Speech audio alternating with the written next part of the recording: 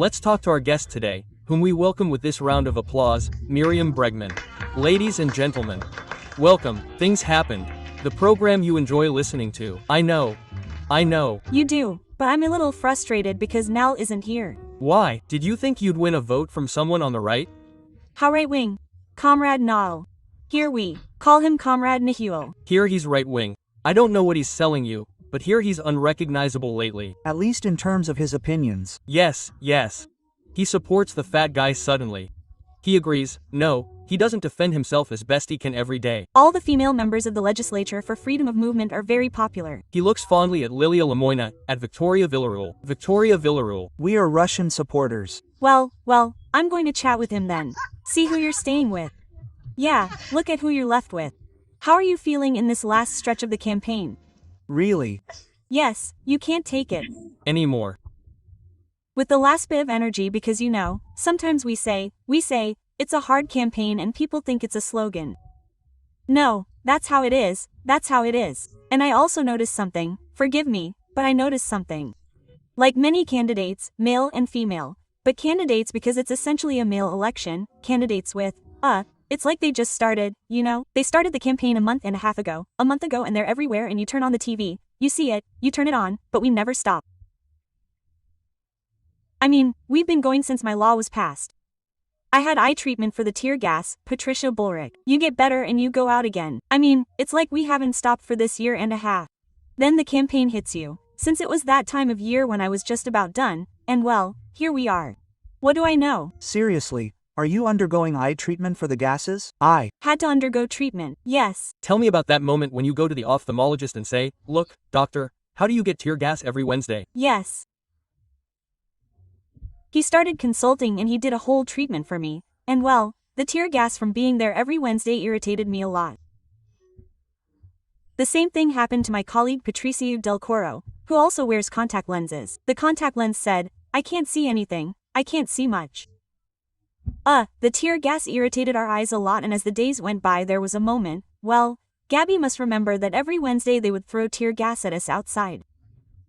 It became unbearable and that, well, caused me to undergo a very long treatment with some capsules that they give to people who have corneal transplants. Yes. I was on treatment for a long time, but, well, this was coming up. It was something, I told you in passing, you got hooked on it. But those are the things that, well, but being on the street all day, it's not like you're there, the police, well, you always mention it. The thing about Matthias Ufire and my partner who lost the vision in one eye. Of course, a lawyer, right? A lawyer who was doing the legwork.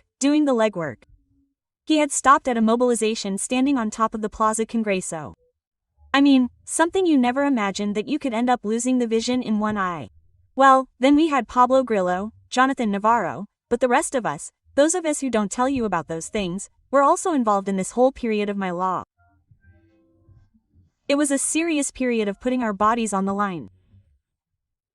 That's why when I talk about campaigns with all our might, some people think, oh, well, here you see, there are no drug traffickers who give you money, there's no private financing, there are no big media outlets behind you, there are no groups that support you. We do everything with our activism every day and we keep doing things. I was just telling my colleague about this when we were coming here. Yesterday, Osvaldo Papaleo, who is a plaintiff in the case against von Bernick, presented the case, as you may recall, of Lydia Papaleo de Greiver, the Timmerman case and others. We filed a petition asking that von Bernick not be released. They want to release the priest von Bernick. Priest, chaplain of the Maricos. Sure. Of course he took advantage of his status as a priest, which he continues to be, and he took advantage of his status as a priest to extract confessions under torture. A week ago we filed a complaint against Patricia Bullrich for her relationship with Vada Vasquez, one of the owners of the Vidal Act. We filed a complaint last week so that justice would investigate that campaign, the contributions to that campaign. Not just the other one, not Fred Machado's. It's like we're still pursuing the same causes we've always pursued.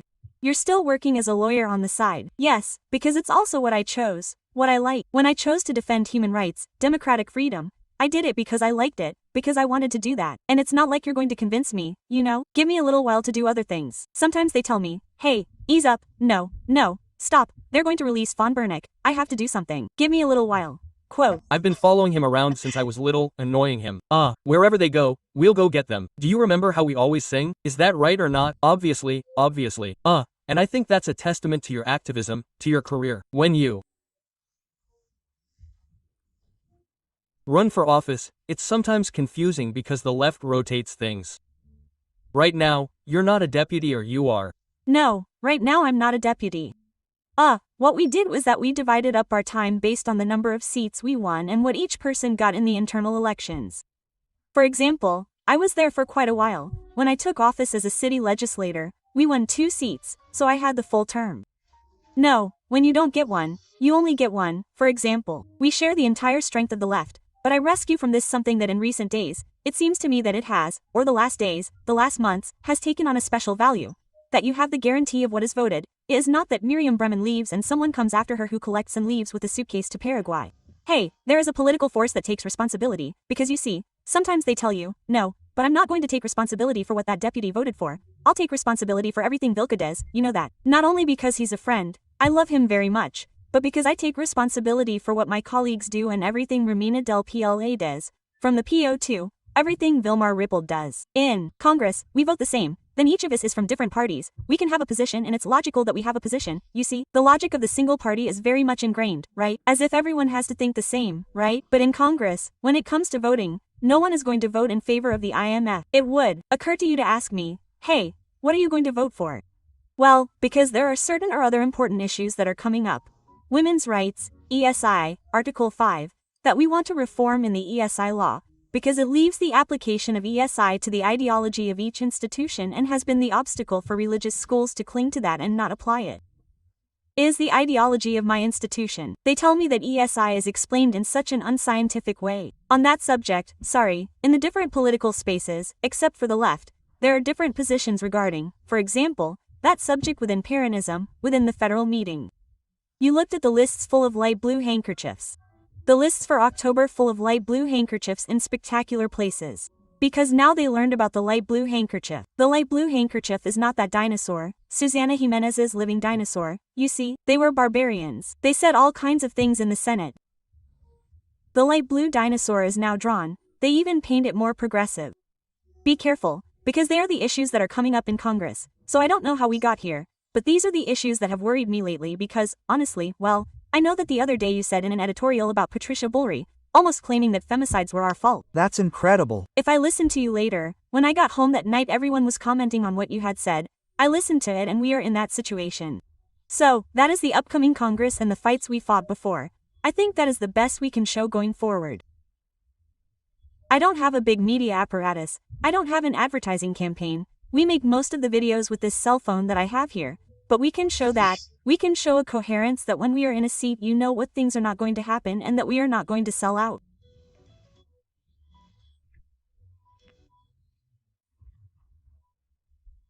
But now that you mention this, how long has the left front been in its formation?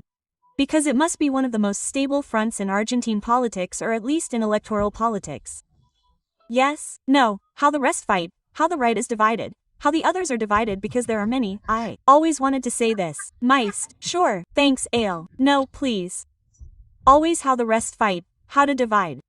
There are 4 of them and they make 4 blocks. I can't understand it. Yes, more than 10 years. More than 10 years. More than 10 years. I don't remember now when you never ask me for precise numbers, but more than 10 years for sure. Nico entered the 2013 election. In December 2013. So more than 10 years that the left front has found this mechanism. We have gone step by step. Sometimes we have decided on this occasion that I didn't see a step with a mechanism respecting previous results. Always arguing because we have to argue. I insist, this thing about not being able to argue anything and that everyone thinks the same has me a little traumatized lately, but we were able to give a left-wing alternative that is recognized in the world. I sometimes tell it little and then I say, we should tell it more because we get calls from other countries in the world or now I recently traveled to present the book to the Spanish state and people from many political spaces in Spain came, not necessarily the Trotskyist left, which we have a sister group there and so on, to ask, hey, how is this? How did they achieve it? How did they do it? How are they maintaining it? Quote, and well, it's because there are some basic concepts that have allowed us to agree on elementary things. What do I know? In Argentina, because sometimes strange comparisons are made, but in Argentina, the International Monetary Fund, position on foreign debt, feminism, are basic things that you have to agree on. If you don't have an answer for that, you don't have an agreement for that. That's what Gabby says. Then the key votes come in Congress and they're made into a bag, you know? So, it seems to me that we have found that mechanism and we will see the results on October 26th. But at the very least I think we can all walk down the street with our heads held high, and that for me is a lot. Well, until the tear gas reaches you, right? Because Until then. Obviously not so calm. Look, wait. I had made a video saying that I had run during a repression first, as if it were wrong to run when you were going to be shot. I run, of course, in those circumstances. Of course. I don't know why it was wrong. Yes, but they recorded me running one day because I had gone down to look for Nico and he was about to vote on the basic law.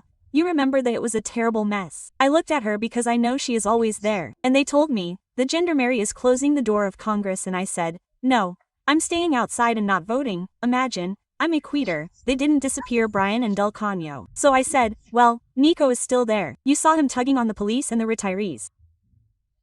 I mean, I know I'm going to vote because I ran away. Then they filmed me running while the police advanced on me. I was running the other way to get in.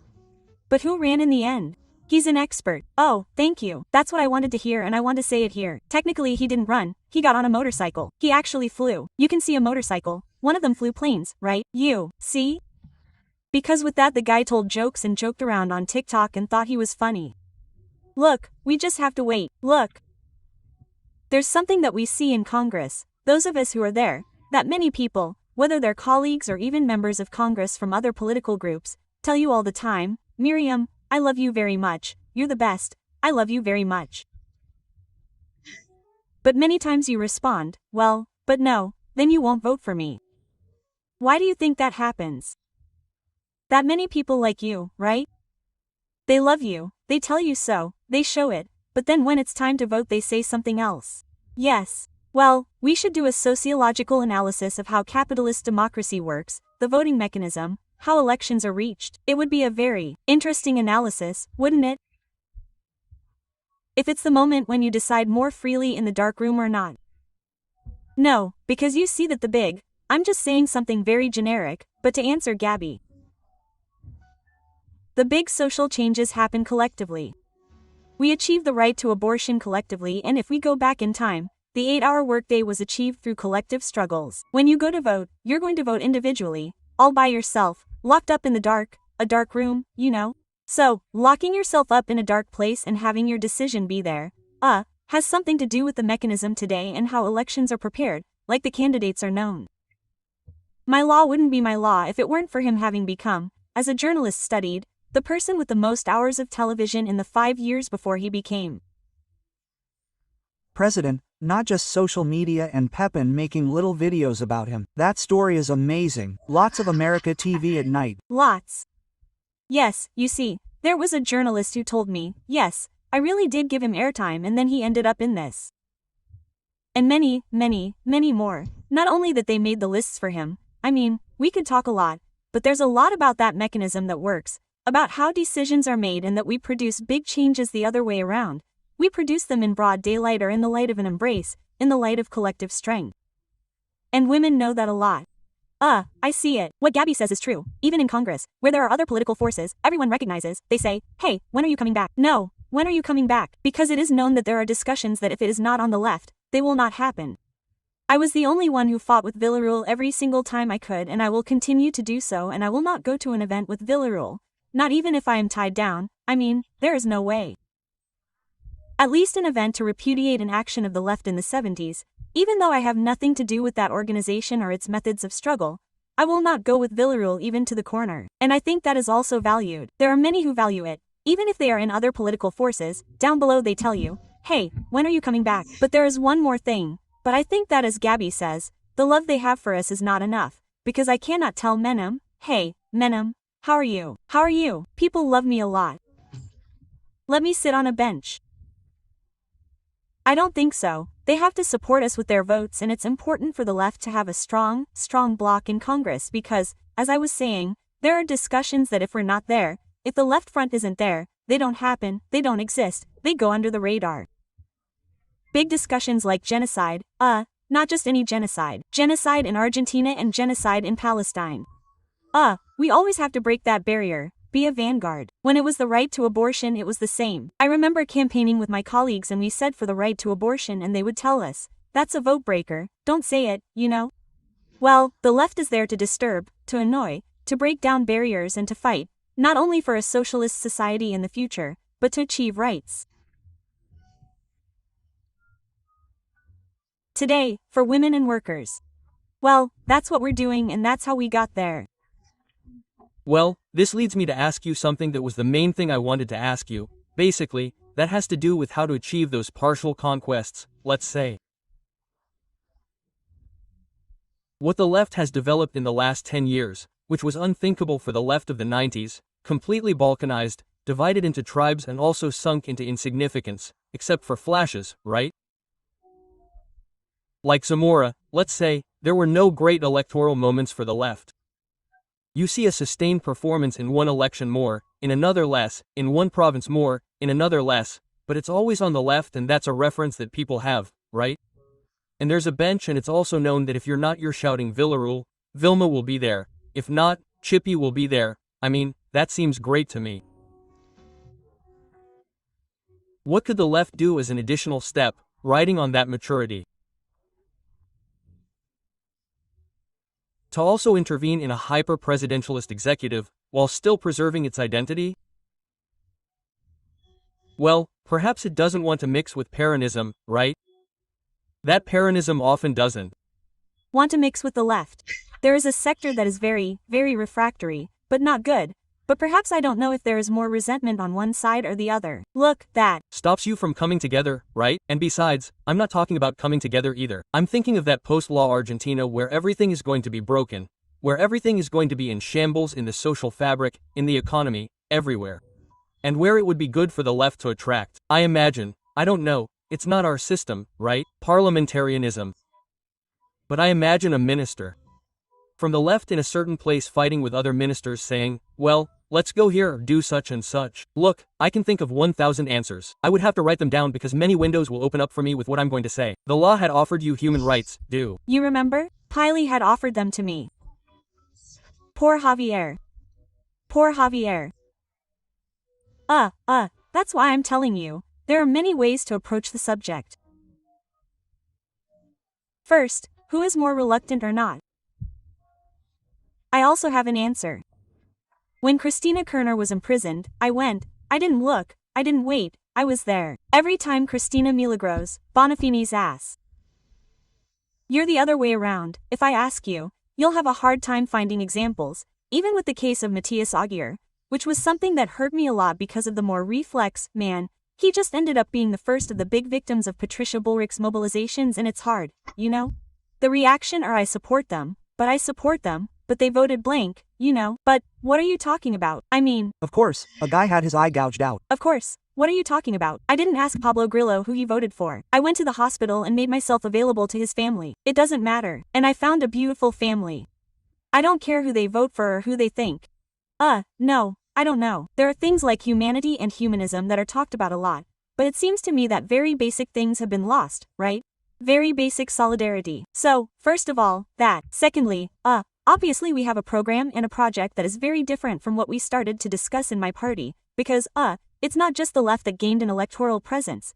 The electoral aspect is one part and we hope that they will join us on Sunday, because it is important that we are there and, as Gabby says, love is not enough for me, it was clear. We need them to put it there and we are competing for the third force. That is to say, it has more or less been decided to put two large districts in both the province and the capital. Both in the province and in the capital. Who comes in first and who comes in second? We are fighting for third place with sunken provinces and yes, of course, things are going great for their provinces. So terrible. You see, sunken provinces. It's Good, sunken provinces. sunken provinces. Blue Omilism. I have two names depending on the day I wake up. Well, sunken provinces. We are fighting with them. The third place that could be decisive in this composition of the Chamber of Deputies, Senators. Well, who decides? Yes, of course. So, the importance of the vote in a legislative election. Enough of saying that it is a runoff, that later me takes it seriously and wants to show the electoral results as if they were. Don't give them those ideas because they are literal and they apply them. Is a legislative election, 13 deputies for the city of Buenos Aires, 3 senators, 35 deputies for the province of Buenos Aires, 10 for Santa Fe. I believe that among all of those, the left has to be there, and we have to vote for the left. I want to tell you this. Electoral representation is important, but the left has won positions beyond elections. So, that opens up much greater challenges than even the electoral one. We began to discuss and raise the need for a workers' party, a serious workers' party, thinking about all the sectors that have confronted this government, that propose class independence as a clear limit. There are unions that have done so, there are unions that fight leaders. Well, wouldn't it be time to start thinking about something broader? Now perhaps we are facing an election, but leaving that aside, that's why I say with a clear limit, which is class independence, right? Here, the rights of workers are defended. It doesn't matter who is against us. Again, it's not that I'm going to denounce repression on one side of general pause or the other, or if it's in such and such a province, no, because that alliance bothers me, or I'm not saying anything about the fact that Jaldo's deputies were absent again the other day, right? Now that we are moving on, now that we have formed the Fuerza Patria unit, they are absent again now. I mean, they are still with my law, but it seems to me that there are deeper discussions to be had about what the workers of our country need, what the left of our country needs, and that is to take a leap.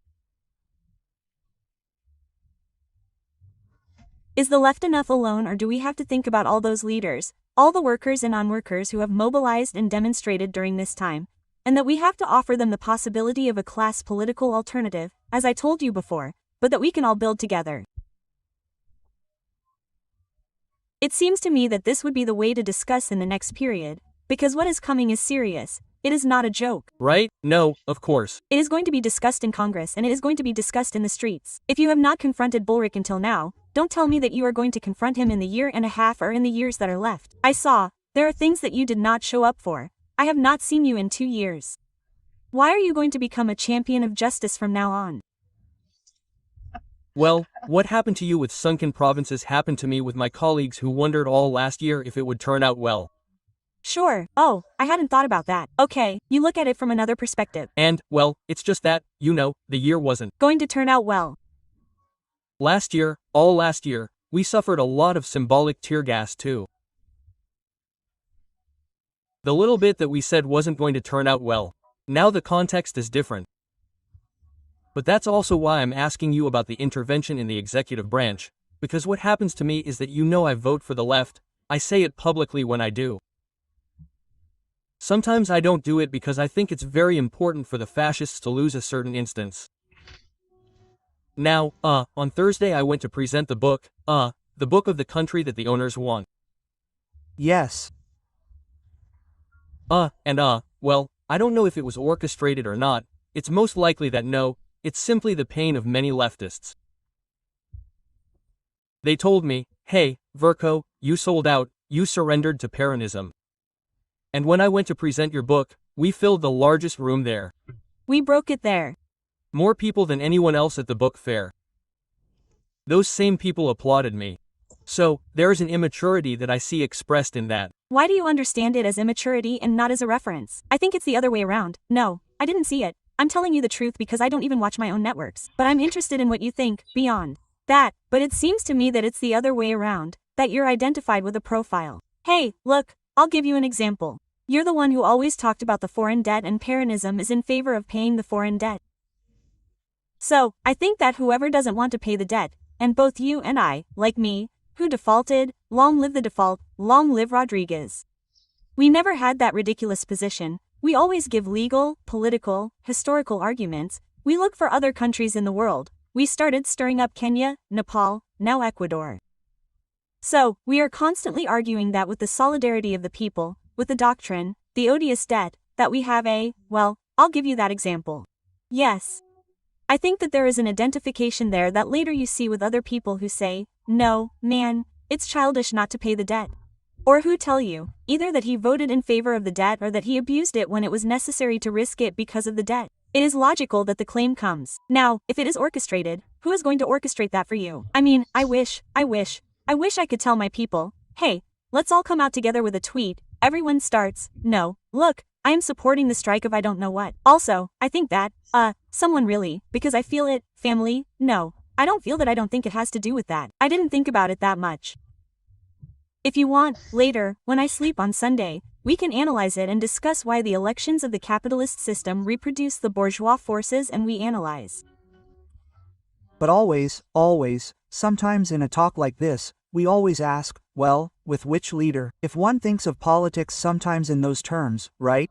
A leader of the left front, a leader like Peronism like Axel Kicillof or like Juan Graboz, obviously the construction is from below, but I mean, you have bridges, for example, with leaders, well, with Juan Graboy you had a good relationship and then I don't know what ended up happening there, but...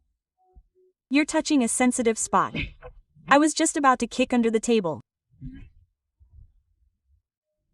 I defended him when I defended him when I didn't defend anyone, when they hadn't yet fixed him in the centers of power in San Jose. 1111. I said see the address. Yes. I defended him at San Jose 111 and I would do it again. I'll tell you more. If Patricia Bury attacks him again, I won't hesitate.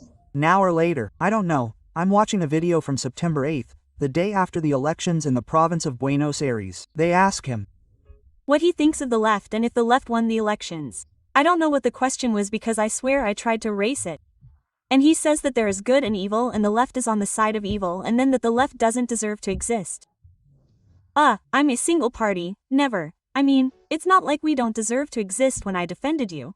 I deserved it and it was right that I took a risk against Bullrich and closed all the cases, you know? It's not like, you see, I defended him and he was prosecuted. There were several and I closed them all, you know, and we didn't pay a penny because they were also demanding a lot of money. But you see, I wasted my time, I took a risk. Many people said, hey, you're defending Grabovoy. Well, but I understood that Bullrich was on the other side. So, well, but I don't see that the other way around. I see that after one vote they tell you, you don't deserve to exist or the left is evil. It sucks when they tell you, the left is evil. What do you mean, good and evil? It's one thing to believe in God, another thing to believe you're God.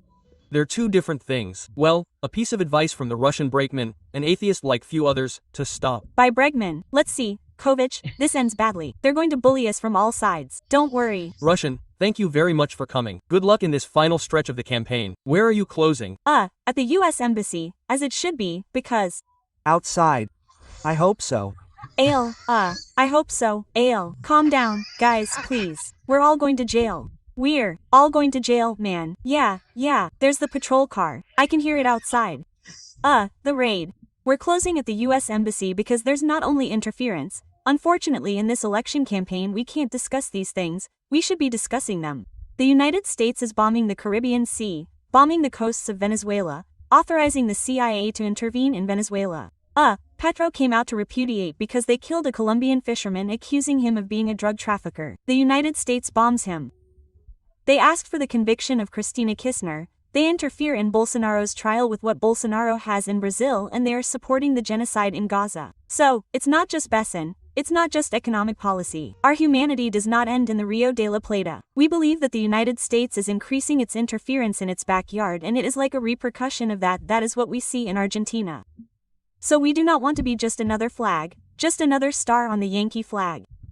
I tore it upside down, and we are going to be there tomorrow. So I hope you join us. The floor in Caba is 8%. In 2021 we managed to overcome it. We made a great election, so we are going to overcome it. Expand the left front and in the province of Buenos Aires, Nicolas del Caño, Romina del PLA and in Jujuy Alejandro Vilca. And no more bad news happened, I promise you. Just those. It's the Russian BREGMAN. You know her, listener, things happened. In this case, she was a candidate for national deputy for the city of Buenos Aires, but she'll continue to be a listener later. Thank you very much, Miriam, for coming. Thank you. And Nihil isn't here. Things happen. From 2 to 5. On the radio.